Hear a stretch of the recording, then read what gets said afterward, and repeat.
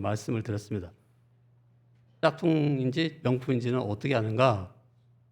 비가 와보면 안다. 비 올 때 머리에다 이렇게 비를 가리고 가는 그런 제품은 짝퉁일 가능성이 높다. 우리 집에도 짝퉁이 여러 가지 있는데, 예를 들어서 가방, 그러면 이제 알마니라고 하는 알마니라는 가방이 있어요. 근데 그 가방을 우리 집사람이 보더니 아유 이건 나을 것 같고, 또 이제 그 껍질이 다 벗겨지는 그러니까 버려야 된다고 하면서 버려놨어요. 근데 몽블랑이라고 하는 짝퉁은 버리지 않았어요. 그거는 아직 쓸만한 그런 상태니까 안 버린 거죠. 그래서 같은 짝퉁에도 A급, B급, C급이 다 있는데, 뭐 몽블랑은 A급이었는지 모르겠어요. 근데 그 알마니라고 하는 그런 가방은 이제 C급 정도 되는 그런 거였는지도 모르겠어요.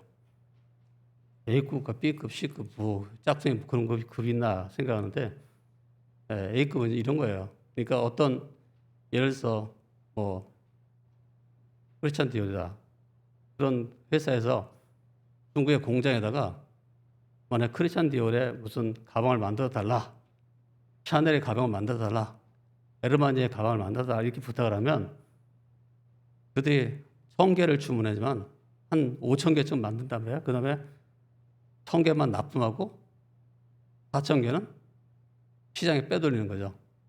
그것을 가리켜서 A급 짝퉁이라고 하는데, 그 값이 이 진퉁이라고 하는 그 진짜보다는 가품이 진품보다는 좀 값이 훨씬 적어요. 그러니까 여러분이 그걸 아시고, 그 C급 뭐냐? 베끼고 베낀 걸. 그러니까 짝퉁을 갖다 놓고서 베낀 거를 C급이고, B급은 진짜를 갖다 놓고 베낀 거죠. 그걸 보면서 이렇게 바꾸는. 그래서 아주 제품이 조악한 것이 갈수록 B급이나 C급. 그래서 뭐 여러분이 거기 가서 이제 짝퉁 시장에 가서 살 때는 그런 건 한 10분의 1 가격에도 살 수 있어요. 그러니까 뭐 한 5만 원 달라고 했던 걸 5천 원에도 살 수 있어요. 굉장히 기분이 아주 좋을 수도 있죠. 그런 것을 C급 짝퉁이라고 하는데, 이 진품과 가품은 언제 알 수 있는가? 바로 비가 오면 안다는 거예요. 비가 온다는 게 뭐예요? 신자는 진짜인지 가짜인지 언제 아는가?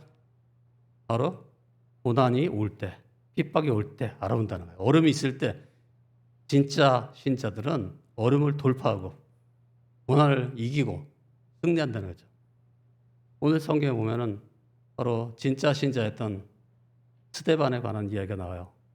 고난과 핍박이 있지만 그 속에서 자기의 신앙을 증명하고 주님께 대한 자기의 사랑을 다 드러내고 있는 것을 볼 수가 있어요.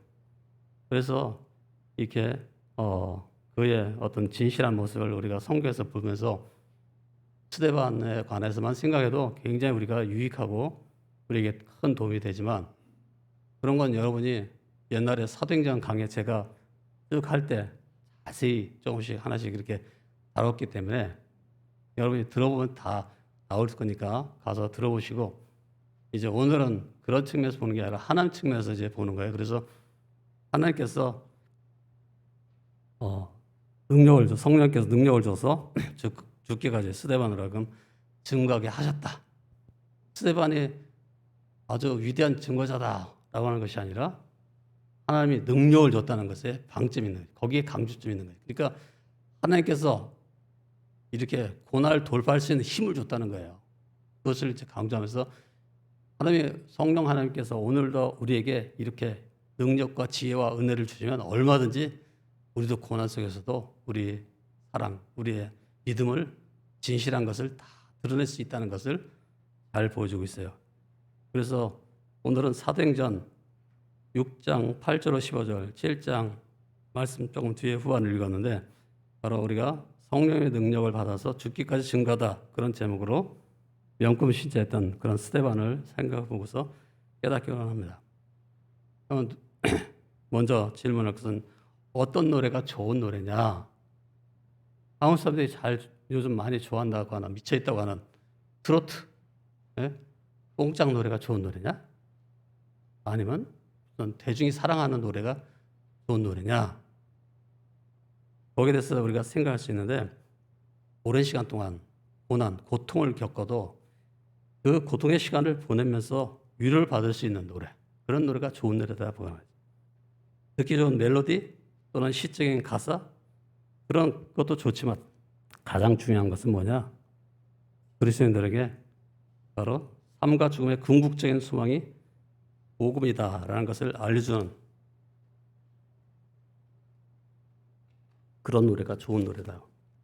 그래서 고통 가운데 있는 사람에게 버텨나갈 힘을 주는 그런 노래가 좋은 노래인 거죠. 즉, 오랫동안 가도 사랑받는 그런 노래가 좋은 노래인데, 스데반은 오랫동안 가도 사랑받는, 교회 모든 성도들이 다 사랑하는 그런 사람이에요. 또 그가 많은 고난이 있었지만 그 고난 속에서도 자기의 신앙을 잘 드러내 보였기 때문에 아주 좋은 신자다, 그렇게 말할 수 있어요. 성령께서 바로 스데반에게 이런 은혜를 주신 거죠. 그리스도를 따르는 자들을 위해서 고난을 감수할 수 있도록 성령께서 힘을 준다는 거죠. 고난을 감수할 수 있는 힘이 나에게서 온 게 아니라 하나님으로부터 오는 것입니다. 우리는 어떤 고난이 와도 설령 그것이 죽음일지라도 우리 모세의 율법 또는 선지자의 예언을 완성하게 오셨던 예수님을 생각하는 거죠. 우리를 죄에서 구원하게 오셨다는 그런 사실을 신실하게 증거해야 됩니다. 예수님에 대해서 우리가 증언을 하는 거예요. 이들 안에서 고난을 당할 때 우리는 구주의 발자취를 따른 것이며 그 은혜의 가치가 우리의 생명을 포함한 모든 것보다 값지다는 것을 증거하는 것입니다. 그래서 고난 속에서 내가 신앙을 지킴으로써 주님을 얼마나 사랑하는지 그걸 증명하는 거죠. 여러분 혹시 다크호스라는 말을 많이 여러분이 요즘 많이 들었을 거예요. 네? 저기 뭐 야당의 당대표가 막 다크호스였다. 네? 그래가지고 무슨 나 후보 또는 무슨 우 후보를 무슨 그 경쟁자를 다 물리치고 주 후보를 물리치고 당선되었다. 그 다크호스였던 것이다. 그 사람이 다크호스였다. 이 다크호스란 말은 경매에서 저기 뭐야 그 말 경주하는 거, 그러니까 거기서 나온 말이죠. 말 경주하는 거기서 나온 말인데 이게 우승 후보 같지 않았는데 나중에 보니까 우승 후보가 됐더라. 근데 공교롭게도 그 말들이 다 검정 말이었다는 거예요. 그래서 다크호스라고 이름을 졌다고 하는데, 성경에 보면 이런 다크호스 같은 역할을 하는 사람이 나오는데 바로 여러 사람들이 나오죠. 그 중에 한 사람이 바로 스데반 같은 사람이라 할 수가 있어요. 이 스데반은 왜 정말 다크호스라고 말할 수 있느냐? 성령이 그에게 은혜를 줘가지고 그로 하여금 고난 속에서도 자기 신앙을 증거하게 만들었다는 말이에요. 그래서 그가 만세 정말 신자의 모델로서 표본으로서 그렇게 이런 표준으로서 제시되면 이런 성도가 돼야지, 이런 집사가 돼야지, 그런 생각을 하게 되는 거죠. 그래서 진정한 다크호스다, 그렇게 말할 수 있는 거죠. 그래서 왜 우리가 증거해야 되는가? 우리가 왜 성령의 은혜를 받아서 능력을 받아서 증거해야 되는가? 그래서 제가 나름대로 묵상을 하면서 답을 써봤는데, 첫째는 하나님은 우리를 사용해서 하나님 나라를 이 땅에 확장하게 원하시기 때문에 그렇다는 거죠. 하나님은 하나님 나라를 세우는 게 목적이지 우리가 무슨 100억 버는 거, 1000억 버는 거 이런 거 목적하지 않아요. 하나님의 목적은 이 땅에 하나님 나라를 세우는 거예요. 그래서 스데반이 돌 맞아 죽어도 하나님 나라가 세워지고 하나님 나라가 더 발전하게 만드는 것이 하나님의 목표고 하나님의 뜻이란 말이에요. 누가 고난당함으로써 더 오히려 하나님의 영광을 많이 거두시는 것, 그런 것을 목적한단 말이에요. 그래서 하나님 나라를 세우는 것이 바로 하나님께서 우리를 사용하시는 목적이라 할 수가 있어요. 그러니까 우리는 왜 증거해야 되냐? 우리가 하나님 나라 세우는 사람 되기 위해서는 증거를 해야 된다. 그래서 하나님 나라를 확장하는 그런 일을 해야 된다는 것이죠. 두 번째는 하나님은 우리가 이렇게 증거를 하는 것을 통해서 교회를 또한 세워가기 때문입니다. 만약에 우리 주변에 있는 사람들에게 전도하지 않고 증거하지 않게 된다면 그들은 그냥 전도하지 않는다면 그들은 교회로 올 수가 없고 그들은 그냥 멸망길을 가는 거예요. 그러니까 교회 세우는 데 있어서 증거 굉장히 중요해요. 우리가 전하지 않으면 듣는 사람이 없는 거예요.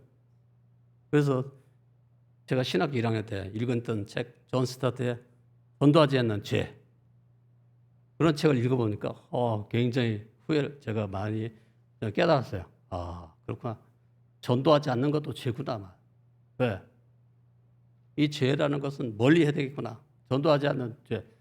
우리의 부패 성향을 따라서, 우리의 본성을 따라서 살다가 가는 죄만 짓게 되는 거예요. 그래서 교회를 안 세우고 교회를 무너뜨리거나 교회를 갖다가 세우는 일을 하지 않는다는 거죠. 게으르다는 거죠. 교회가 뭐예요? 주님의 몸이에요. 그렇기 때문에 교회는 다 세워야 돼요. 교회를 세우는 것은 가장 귀한 가치가 있는 일. 우리가 일평생을 다 마치고 나서 주님 앞에 설 때 주님께서 심판 보좌에 앉아가지고 너는 인생을 뭐 하다 왔느냐 그렇게 물어보면 저는 시흥에 시에 있는 평안교회라는 교회를 세우다 왔습니다. 이렇게 대답을 할 수 있어야지 되지. 너 뭐 하다 왔냐 이렇게 물을 때 저는 이 땅에 저 세상에 살 때 100억을 만드냐고 아침에 일어나서 열심히 일하고 막 그다음 점심도 열심히 일하고 이렇게 살다 왔네요. 그러면 헛고생했다. 봐라 저 땅바닥에 굴러다니는 게 다 금은 보석 그런 덩어리 아니냐. 천국에는 말이야 금보석 그냥 흔한 것이고 아주 그냥 가치가 없는 아주 무가치한 건 알겠죠.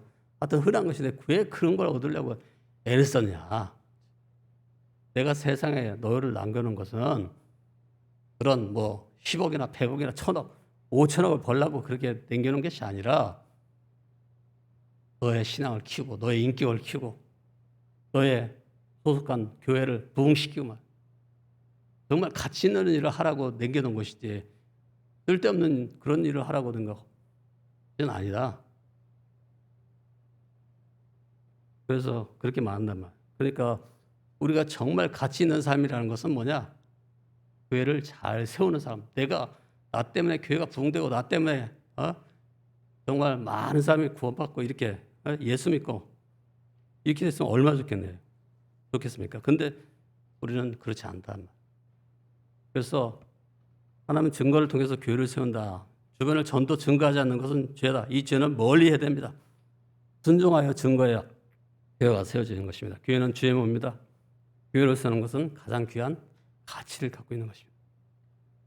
우리는 오늘 이렇게 교회에 오신 모든 성도님들이 여러분을 통해서 교회가 세워지길 주님의 이름으로 축원합니다.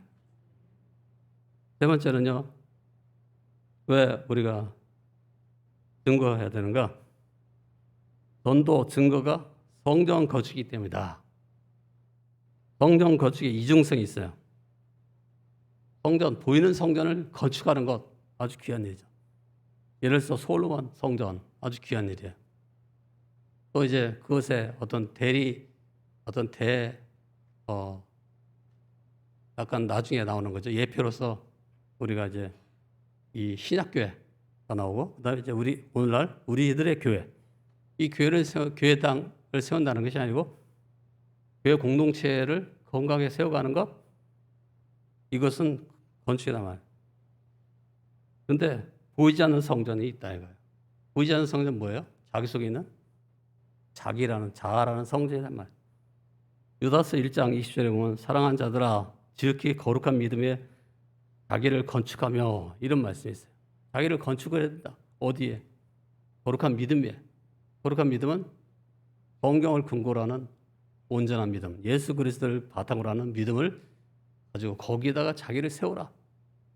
그렇게 이 얘기하고 있어요. 그러니까 우리가 이 건축을 잘해야 돼요. 나중에 이제 천국 가보면 다 알겠지만 여러분이나 저나 다 알게 되겠죠. 그때 어떤 사람은 유치원 아이처럼 보이고 어떤 사람은 대학생처럼 보이고 어떤 사람은 대학원생처럼 보일 거예요. 여러분 모두가 다 건축을 많이 해서 전부 다 대학원생 좀 되시기를 주의 이름으로 축원합니다. 우리는 열심히 증거해야 돼요. 왜? 그렇게 해야지만 바로 성경 건축이 이루어진단 말이에요. 건축이 일어나는 거예요. 건축. 그다음에 두 번째, 어떻게 증거를 해야 되겠는가? 어떻게는 스데반처럼 하면 되는 건데 이제 성령의 은혜를 받아서 해야 되겠죠. 거짓 고소를 당해도 예수님을 증거해야 됩니다. 바로 스데반은 고난과 죽음을 두려워하지 않고 그는 증거했어요. 예수님을 증거한다는 이유 때문에 박해를 당했습니다. 성령 충만한 스데반은 유대인들에게 예수님을 증거하면서 기사와 표적을 행했고 그 결과 사람들의 주목을 받았습니다.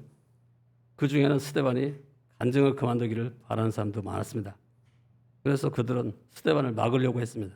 그런데 스데반은 하나님의 영, 성령으로 충만했기 때문에 그들의 노력은 다 수포로 돌아갔습니다. 이것이 사도행전의 일관된 주제입니다.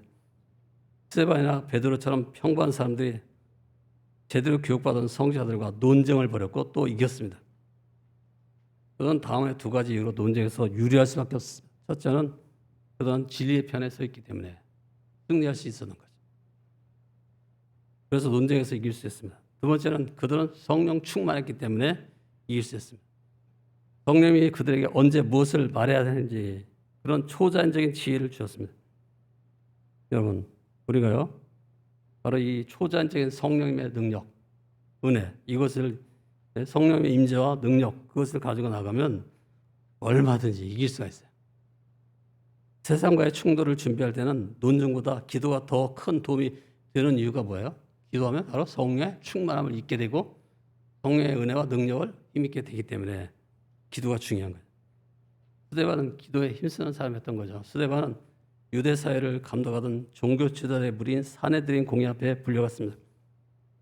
스데반을 반대하던 자들은 공회 앞에서 스데반의 설교와 가르침에 관해서 거짓말을 하면서 비열하고 치사한 전략을 썼습니다. 요즘도 비열하고 치사한 전략을 가지고 기독교인들을 핍박하는 그런 사람들이 얼마나 많습니까? 여러분 혹시 문화 막시즘이라고 하는 책을 읽어봤으면 알 거예요. 사탄은 문화를 선택하였다. 그런 책도 아마 여러분이 읽어보시면 알 거예요. 요즘은요, 문화라는 걸 통해서 기독교를 핍박하는 거예요.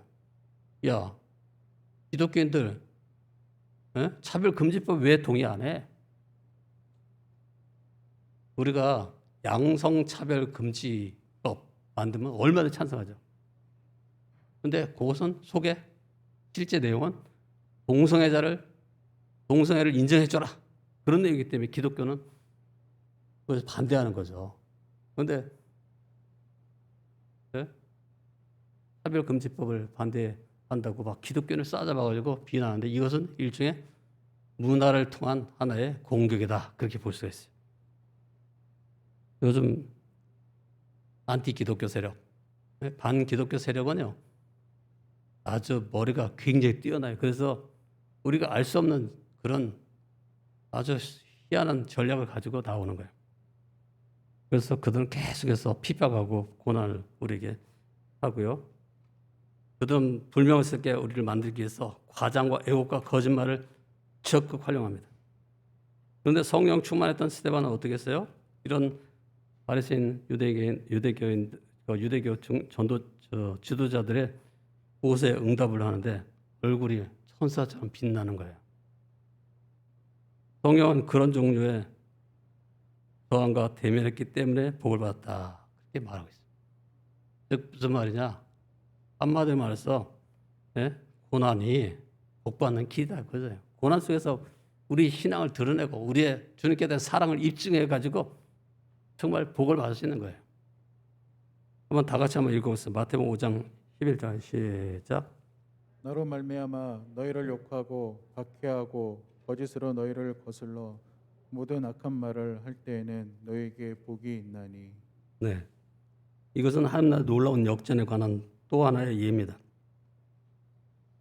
고난받는 것, 저항받는 것, 핍박받는 것 이런 것은 나쁜 것이 아니고 좋은 것이다. 공격받는 것은 좋은 것입니다. 이와 같이 연약하고 깨어진 자리에서 특별한 그런 성령의 힘이 오게 되는 것이 이것이 스데반의 천사와 같은 모습의 이유였던 것입니다. 그는 복을 받았고 성령 충만했습니다. 자, 우리가 어떻게 증거해야 될까요? 항상 고난이 있어도 네? 진리의 편에 서서 성령 충만해서 아무리 거짓 고소를 당해도 주님을 증거하는 주의 복음을 잘 드러내는 그런 성도가 되어야 될 줄 믿습니다. 두 번째, 어떻게 증거해야 될까요? 구약 예언의 성취. 그러니까 예수님이 십자가에 죽으시고 부활하신 것은 그냥 게 아니라 구약의 예언대로 성취된 것이다. 이런 거 증거하는 거죠. 스데반은 응답을 제조받았고 7장을 보면 예수님이 바로 구약의 성취심을 분명하게 증거합니다. 진성모독을 했다고 고소했던 바로 그 구약의 성취라고 말합니다. 스데반의 설교가 조금 이상하게 들릴 수 있습니다. 그의 메시지가 얼마나 강력했고 이에 대한 반응이 왜 그토록 강력했는지 이야기에서는 본문을 읽으면서 두 가지를 염두에 둡니다. 첫째는 스데반의 말을 들었던 유대인의 청중에게 지상에서 성전보다 성스러운 것은 없습니다. 예루살렘 성전은 아주 귀한 것이었던 것이죠. 두 번째, 이스라엘은 하나님과 맺은 언약에 충성하지 않았습니다. 광야 생활 동안 이스라엘은 어떻게 했어요? 이웃나라 신들에 갖고 우상들에게 갖고 막 잘못된 길로 갔던 것 같아요. 그것을 이제 지적하는 거예요. 그 내용들을 여러분 다 자세히 제가 생전 강의에서 다 했으니까 한번 꼭 들어보시기 바랍니다. 우리는 성경을 읽을 때 자신이 착한 편에 속한다고 상상하는 것을 좋아합니다. 하지만 이런 이야기는 잠시 멈춰서 자신이 분노하는 산된 회원과 같지 않은지 자기를 점검하는 자문해 보게 하는 것입니다. 우리는 하나님께 기대하는 바와 하나님의 일하시는 방식이 반한 일이 일어나면 우리는 하나님의 방식을 믿고 그것을 배우는 대신에 자기의 관점, 자기의 생각을 고집하면서 완고해지는 경향이 있습니다. 이것이 바로 주인들의 속성이에요. 제가 언제 얘기했죠. 사람들은요 항상 태양을 등지려고 하는 습성을 갖고 있다. 그 태양을 등지면 어떻게 돼요? 그림자가 앞에 생겨가지고 자기 앞에 방해거리가 굉장히 많다고요. 태양을 바라보면 어떻게 돼요? 그림자가 안 보여요. 태양을 하나님이라고 하면 하나님을 우리가 등지고 살기 때문에 맨날 방해거리가 막 생기고 그것 때문에 고통을 당하는 거예요. 하나님을 바라보면서 하나님 원하는 방향으로 가면요. 우리는 갈등이 별로 없어요. 그래서 우리는 자기 관점, 자기 생각 이것을 부인해. 자아를 부인해. 자기를 부인하고 나를 쫓아. 예수 말씀했잖아요. 항상 자기 생각을 부정해야 돼. 우리가 이런 식으로 행동하면 우리는 좋은 기회를 놓치는 것입니다. 사도행전은 여러 면에서 성대한 잔치라고 할 수 있습니다. 하나님은 이스라엘과 함께 거기에 다시 오셨고 곳곳에 일어나는 기적과 기사들로 이 사실을 입증했습니다. 사내들인 공예는 하나님의 도래가 자신들이 기대했던 모습과 달랐기 때문에 이것들을 완고하게 거부했습니다. 이는 그들이 잔치에 참여하지 못했을 뿐만 아니라 하나님의 임재에도 참여하지 못했다. 그 종교 지도자들은요 하나님의 임재 속에 살지 않았기 때문에 스데반을 핍박하고 고통스럽게 된 거죠. 그런데 스데반은 하나님의 임재 속에 살아요. 예수님의 임재 속에 살았어요. 그래서 항상 그는 증거도 잘하고 언약에 아주 충성하는 그런 삶을 살았던 거예요. 그는 순교를 피하지 않고 예수님을 증거하다가 천사 같은 얼굴을 하고서 달건 얼굴 죽었어요. 여러분 성경이 말하고 있는 다코스 같은 진짜 신자는 누구냐? 잘 죽는 사람이에요. 죽을 때도 잘 죽는 사람. 잘 살기도 해야 되죠. 그래야지만 우리가 잘 죽을 수 있는데 하여튼 이 스데반은 죽을 때도 하나님의 영광을 바라보면서 돌 맞아 죽게 되는 거죠. 그래서 세 번째 보면 그는 어떻게 증거했습니까? 우리는 어떻게 증거해야 됩니까? 순교함으로 예수님을 증거해야 됩니다. 스데반의 삶이 끝나는 장면에서 우리는 다음 세 가지 사실을 주목할 수 있습니다. 스데반의 죽음이 예수님을 어떻게 증거했는지 관한 것입니다. 첫째, 스데반은 환난 중에 있을 때 하나님이 함께 하시다는 것을 주목했습니다. 하나님을 저버리기를 거부했다는 이유로 고문과 살해 핍박을 받을 때 당한 그런 많은 그리스도인들의 이야기를 우리가 때때로 듣게 됩니다. 어떻게 그런 상황에서 믿음을 지킬 수 있었는지 놀라울 따름입니다. 우리는 자기의 목숨을 구하기 위해서 믿음을 부인해야 하는 상황에 처할 수도 있습니다. 이런 상황에서라면 믿음을 부인해도 하나님이 우리를 용서해 주지 않을까 이렇게 생각하죠. 스데반은 엄청난 압력을 느꼈지만 굴복하지 않았습니다. 굴복하지 않고 끝까지 자기 신앙을 지킨 거죠. 그 이유는 그가 성령 충만했기 때문입니다. 그래서 스데반은요, 성령 충만했기 때문에 순교할 때도 그냥 끝까지 부인하지 않고. 둘째, 스데반은 자신이 옳다는 이유로 교만해지지 않았습니다. 여기가 참 조심해야 돼요. 교만이라는 것은 엄청나게 무서운, 우리가 볼 때는 그것이 죄같이 안 보이지만 사실은 주님께서 볼 때는 죄예요. 교만한 사람 조심해야 돼요. 교만의 죄에 빠지지 않도록. 스데반은 자기가 옳다는 이유로 교만하지 않습니다. 이 말은 이전 구절에서 그를 신랄하게 비판하고 책망했다는 점을 고려할 때 이상하게 들릴 수 있습니다. 스데반은 죽는 순간에도 주여 이 죄를 그들에게 돌리지 마옵소서 하고 외쳤습니다. 그는 예수님처럼 자신을 핍박하는 자들 위해 자비를 구했습니다. 그는 사람들이 자기를 위해서 예수 믿기를 원했습니다. 그는 사람들이 자신이 아니라 예수를 믿기 원했습니다. 그러니까 스데반을 믿는 것이 아니라 예수를 믿기를 원했다는 거죠. 설교와 복음 전도의 믿음에 관한 논쟁은 단순히 이기고 싶어 하는 우리 자아가 아닌 잃어버린 사람들을 향한 사랑과 긍휼의 마음에서 비롯해야 됩니다. 그러니까 그가 죽을지라도 증거했던 것은 사랑과 긍휼 때문에, 저들이 구원받기 바랐기 때문에 그들에게 예수를 전하는, 복음을 전하는 거죠. 세 번째, 우리가 스데반을 돌로 쳐 죽일 때 증인들이 사울이라는 청년의 발 앞에 겉옷을 두었죠. 사울은 유해를 가장 혹독하게 괴롭히는 박해자가 될 사람이었습니다. 그러나 결국 그는 사울로 변화되죠.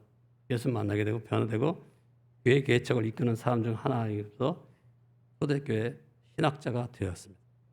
우리가 아는 사도 바울이 될 사람입니다. 이 장면에서 그는 스데반은 우리 사역과 말이 어떤 결실을 맺을지 절대로 알 수 없다는 점을 상기시켜줍니다.